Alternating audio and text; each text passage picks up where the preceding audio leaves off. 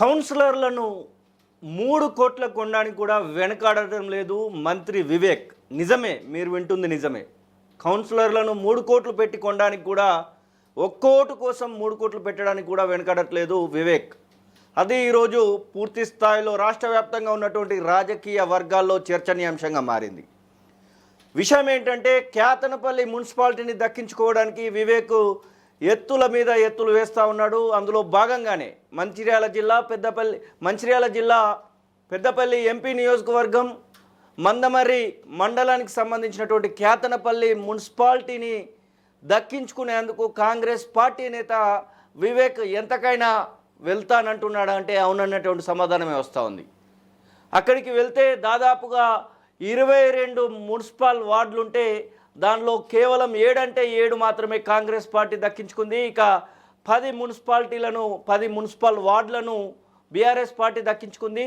అలయన్స్లో వెళ్ళినటువంటి CPI party 4 municipal వార్డులను దక్కించుకుంది.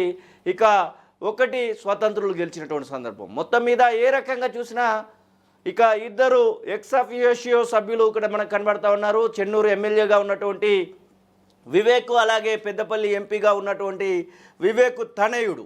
మొత్తం మీద అక్కడ కేవలము 7 అంటే 7 గెలిచినటువంటి కాంగ్రెస్ పార్టీ ఎట్టి పరిస్థితుల్లో కూడా ఆ యొక్క మున్సిపల్ పీఠాన్ని దక్కించుకునేందుకు చాలా వరకు ఎత్తుల మీద ఎత్తులు వేస్తున్నటువంటి సందర్భం. మొత్తం మీద మనం వింటున్నటువంటి మాట నిజమే. నిన్ననే చెప్పుకున్నాం, మున్సిపాలిటీలకు సంబంధించినటువంటి విషయంలో పార్టీలు ఎలా దిగజారాయి అనేటువంటి విశ్లేషణను కూడా మనం చూసాం. ఇక ఈరోజు ఒకవైపు బల్క సుమన్ జైల్లో ఉన్నాడు, మరొక వైపు ఇక్కడ మున్సిపాలిటీని దక్కించుకునేందుకు వివేక్ తన యొక్క ఎత్తులను, తన యొక్క పాచికలను ఇంకా ముందుకు పెడుతున్నటువంటి సందర్భం. ఇంకా 3 వస్తే ఖచ్చితంగా 22 వార్డులు, అలాగే 2 ఎక్స్ అఫిషియో ఉంటే మొత్తం మీద 24 అయ్యే అవకాశం ఉంటుంది. దానిలో సగానికి పైగా అంటే 13 వరకు ఖచ్చితంగా కాంగ్రెస్ పార్టీకి వచ్చినా లేకపోతే అటు బీఆర్ఎస్ పార్టీకి వచ్చినా ఖచ్చితంగా వారే చైర్మన్ అవ్వడానికి అయితే అవకాశం ఉంటుంది. అందులో భాగంగానే వివేక్ ఎత్తులు వేస్తూ ఉన్నాడు. 7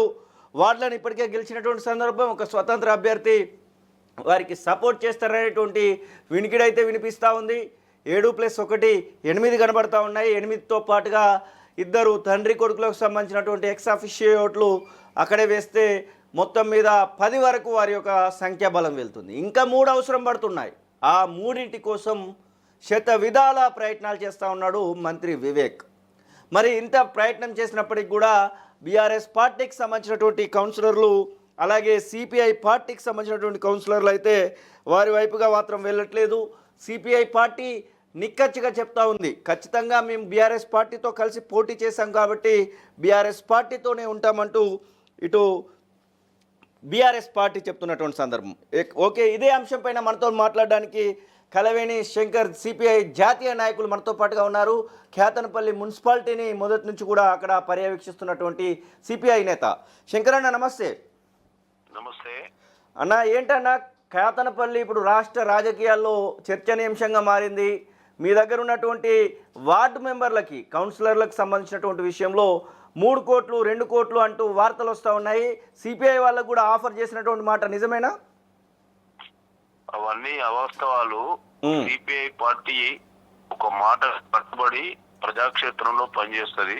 ఓకే, బీఆర్ఎస్ సిపిఐ కలిసి ఎన్నికల సమయంలో అలయన్స్ చేసుకొని పోటీ చేయడం జరిగింది. ఆ సందర్భంగా వచ్చినటువంటి రిజల్ట్ ఏదైతుందో 10 బీఆర్ఎస్ 4 సిపిఐ గెలిచింది, 14 22లో. కాబట్టి మెజార్టీ పూర్తిగా బీఆర్ఎస్ కు సిపిఐ కు ఉన్నందువల్ల ప్రజలు ఆశీర్వదించారు. దాన్ని ఆమోదించాల్సినటువంటి బాధ్యత స్థానికంగా ఉన్నటువంటి ఎమ్మెల్యే గారు, మినిస్టర్ గారు బాధ్యతయుతంగా వ్యవహరించాలి. కానీ ఈ రకమైనటువంటి పద్ధతి కరెక్ట్ కాదనేది ప్రజల వైపు నుంచి, ముఖ్యంగా సిపిఐ మీద ఏదైతే బదనాం చేసే పద్ధతి, గూబల్స్ ప్రచారాన్ని మానుకోవాలి. ఎవరైనా పార్టీ చరిత్రను ఒకసారి ఆలోచించండి. ఈ ప్రాంతంలో ఉద్యమాలకు, పోరాటాలకు నిలయంగా ఉన్నటువంటి కమ్యూనిస్ట్ పార్టీ ఈ బేరసారాల వైపు లేకపోతే పదవుల కొరకు, డబ్బు కొరకు అమ్ముడు పోయేటువంటి పార్టీ కాదు. నిబద్ధతగా, నిజాయితీగా ప్రజాక్షేత్రంలో ప్రజా సమస్యలపై పోరాటం చేసేటువంటి పార్టీ. మా పార్టీ పైన బురద జల్లడం మానుకోవాలి. ఇలా అలవెన్స్ లో గెలిచినటువంటి కౌన్సిలర్లను బాధ్యతాయుతంగా ప్రమాణ స్వీకారం చేసేటువంటి సందర్భంలో జరిగినటువంటి ఈ దుశ్చర్య ఏదైతున్నదో దాన్ని భావ్య ప్రపంచంలో అందరూ వ్యతిరేకిస్తా ఉన్నారు. దాన్ని ఆలోచన చేయాల్సిందిగా మేము విజ్ఞప్తి చేస్తా ఉన్నాం. దీనికి తోడు ఈ 2-3 రోజుల నుంచి వాళ్ళు మా దగ్గర ఉన్నారు, వీళ్ళు మా దగ్గర ఉన్నారని ఈ రకమైనటువంటి ఈ గూగుల్స్ ప్రచారం మంచిది కాదు ఈ సమాజంలో అనేటువంటి విషయాన్ని ఈ సందర్భంగా విజ్ఞప్తి చేస్తాం. బీఆర్ఎస్ పార్టీ 10 గెలిచింది, ఇప్పుడు సిపిఐ పార్టీ 4 గెలిచింది. మొత్తం మీద 22లో మీరు 14 కనబడతా ఉన్నారు. వారికి సంబంధించినటువంటి ఎక్స్ అఫీషియో పెట్టినా కానీ 13 మంది ఉన్నటువంటి వారు మాత్రం కోరంలో ఖచ్చితంగా చైర్మన్ అవ్వడానికి అవకాశం ఉంటుంది. ఇప్పుడు మీరు ఖచ్చితంగా బీఆర్ఎస్ పార్టీతోనే వెళ్తారా ఎప్పటికైనా ఎంతకైనా?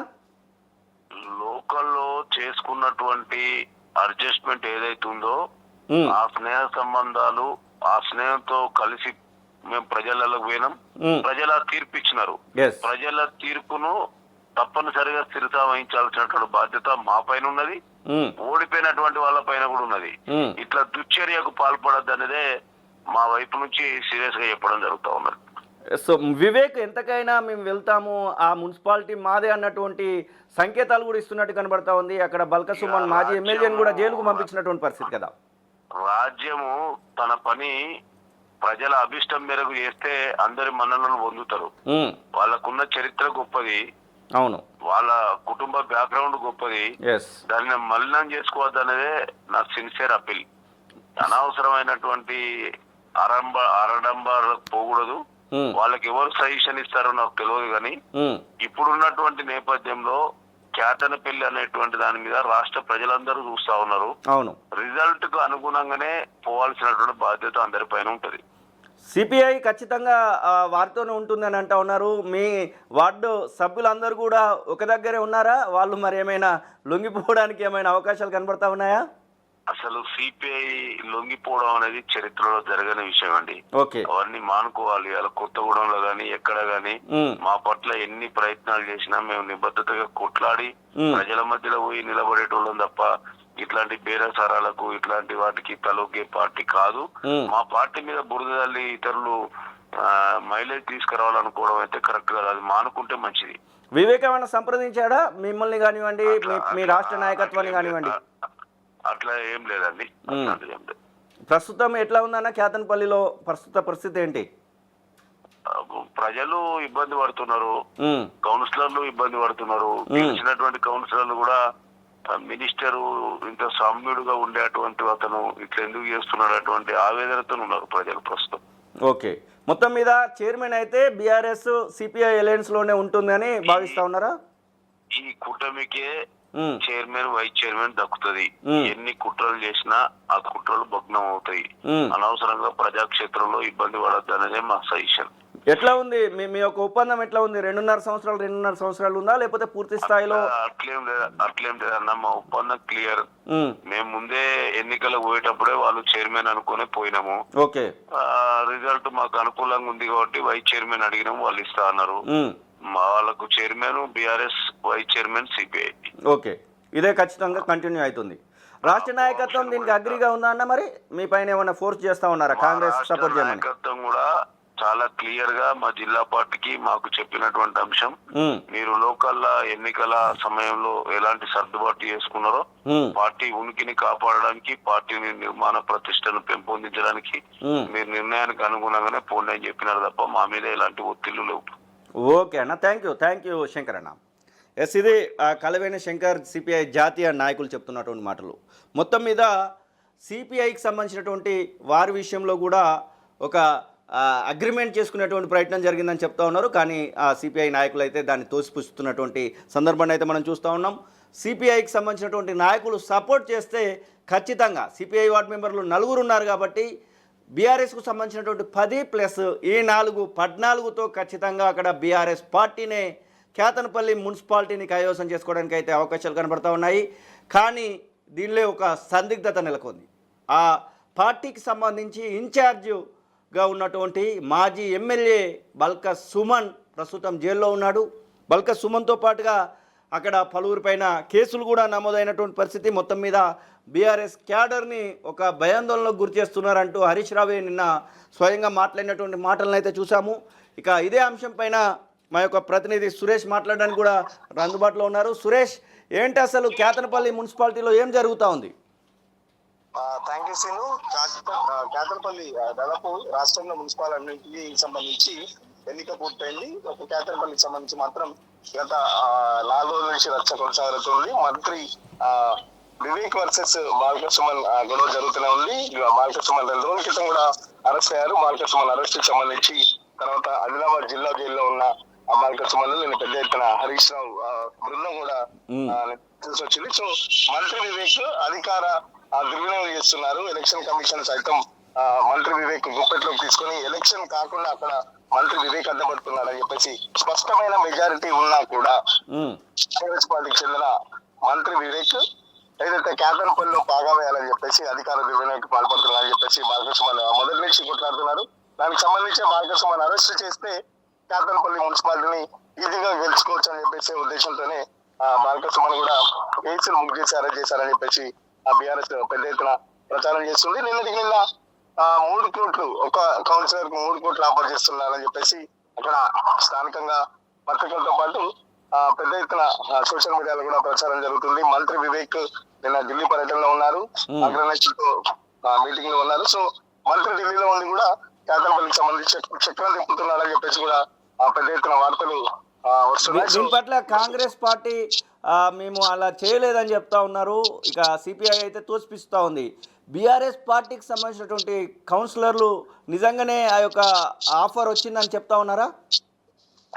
బీఆర్ఎస్ కౌన్సిలర్ అయితే ఇంతవరకు మనకు అందుబాటులో లేరు. ఎందుకంటే మొన్న మనమే తొలి వెలుగులో ఇంటర్వ్యూ చేశాము. ఎన్ని కోట్లు ఇచ్చినా మేము కాంగ్రెస్ వైపు వెళ్ళాము, ఖచ్చితంగా అటు బీఆర్ఎస్ లోనే ఉంటామని చెప్పేసి బీఆర్ఎస్ కౌన్సిలర్ చెప్పారు. బట్ సిపిఐ చెందిన కౌన్సిలర్స్ కూడా ఖచ్చితంగా, ఎందుకంటే మేము ఎలక్షన్ పొత్తులో భాగంగా మమ్మల్ని అవమానించారు, మీకు ఒక సీట్ ఇచ్చే ఎక్కువ అని చెప్పేసి సీట్లు ఇచ్చినప్పుడు మమ్మల్ని అవమానించారు కాబట్టి మేము బీఆర్ఎస్ పొత్తులో పోయేసి పొత్తులో వెళ్ళాము. బీఆర్ఎస్ మాకు 4 సీట్లు కేటాయించింది. సో 4కి మేము గెలిచాం కాబట్టి సో కాంగ్రెస్ పార్టీలోకి ఎట్టి పరిస్థితుల్లో వెళ్లేది లేదు. కాంగ్రెస్ పార్టీకి చైర్మన్ దక్కనివ్వడం అని చెప్పేసి చెప్తున్న పరిస్థితి. ఎంత పుడి పెట్టినా, ఎంత దానికి సంబంధించి డబ్బులు ఆఫర్ చేసినా వెళ్ళమని చెప్పేసి చెప్తున్న పరిస్థితి. కాంగ్రెస్ పార్టీ మాత్రం ఇవన్నీ మేము ఏం చేయట్లేదు అని చెప్పేసి చెప్తున్నా కూడా గ్రౌండ్ లో మాత్రం పరిస్థితి చాలా డిఫరెంట్ గా ఉంది. ఎందుకంటే కేతనపల్లి మున్సిపాలిటీకి సంబంధించి ఎక్కడికక్కడ కాంగ్రెస్ పార్టీ వాళ్ళ మీద ఏదైతే మొన్న మహిళా కౌన్సిలర్ సంబంధించి కూడా కొంచెం మిస్బిహేవ్ చేశారని చెప్పేసి మహిళా కౌన్సిలర్ కూడా చెప్పిన సంగతి తెలిసిందే. సో కేతనపల్లిని ఎట్లాగైనా దక్కించుకోవాలని చెప్పేసి ఆల్రెడీ మంత్రి వివేక్ వెంకటస్వామి మొత్తం పోలీసులకు అక్కడ వాళ్ళని బెదిరిస్తున్నారని చెప్పేసి కూడా పెద్ద ఎత్తున వార్తలు వస్తున్నాయి. సో దానికి సంబంధించిన రిజల్ట్స్ కూడా తెలుసా. ఇప్పుడు కేతనపల్లికి సంబంధించిన కౌన్సిలర్ ను కూడా బీఆర్ఎస్ పార్టీ ఒక సేఫ్ ప్లేస్ లో వాళ్ళనైతే పెట్టింది. సో వాళ్ళు ఎక్కడ ఉన్నారనే సమాచారం కూడా ఎవరికి తెలియకుండా చేస్తుంది. సో చూద్దాము. ఈ రోజు నేను ఇప్పటికే కౌన్సిలర్తో మాట్లాడించే ప్రయత్నం చేస్తున్నాను. వాళ్ళు కూడా సిద్ధంగా ఉన్నారు. ఈ 3 కోట్లకు సంబంధించి ఆరోపణలకు సంబంధించి వాళ్ళు కొద్దిసేపట్లో బీఆర్ఎస్ కానీ సిపిఐ కౌన్సిలర్ కానీ వాళ్ళు ఒక వీడియో కూడా రిలీజ్ చేస్తారని చెప్పేసి మనకున్న సమాచారం. Okay Suresh, thank you. ఇది ప్రస్తుతానికి కేతనపల్లికి సంబంధించి కేతనపల్లి మందమర్రి మండలం మంచిర్యాల జిల్లాకు సంబంధించినటువంటి ప్రాంతంలో జరుగుతున్నటువంటి ఒక రాజకీయ రగడ అనుకోవచ్చు. ఎందుకంటే ఒక మున్సిపల్ చైర్మన్ కోసం ఒక మంత్రి ఒకవైపు, మాజీ ఎమ్మెల్యే ఒకవైపు, అటు 2 వర్గాలుగా చీలిపోయి అటు కాంగ్రెస్ పార్టీ, ఇటు బీఆర్ఎస్ పార్టీ మరొక వైపు, మధ్యలో సిపిఐ పార్టీ, మొత్తం మీద ఇటు 3 పార్టీల మధ్యలో ఒక రగడ జరుగుతుందని చెప్పుకోవచ్చు. ఖచ్చితంగా మాదే ఈ సీటు, మాదే ఈ మున్సిపాలిటీ అంటూ బీఆర్ఎస్ పార్టీ మాత్రం భీష్మించుకు చెప్తున్నటువంటి సందర్భం. చూడాలి మరి చివరికి ఏం జరుగుతుందా. పంతం వివేక్ వెంకటస్వామి నెగ్గించుకుంటాడు. అసలైన తొలి వెలుగు. ఫాలో వాట్సాప్ @తొలి వెలుగు official.